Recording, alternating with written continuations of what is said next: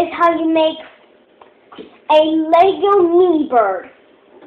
At first, you'll need this skinny Lego piece. Set it up here. Then you'll need the hang and turnable hollow piece with a little foot,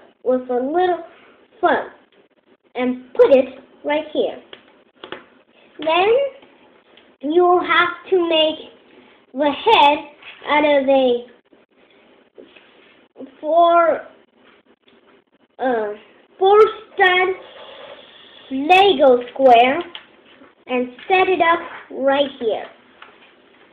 Then you'll need this upper skinny square with no studs in any color, like the other square did.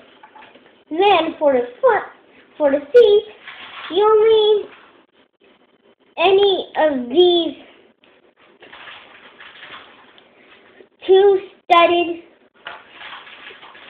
Lego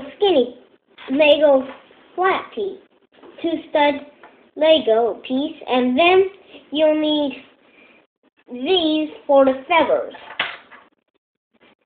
You'll need to put this one in each, and that's how you make a mini bird. Don't forget it can turn its head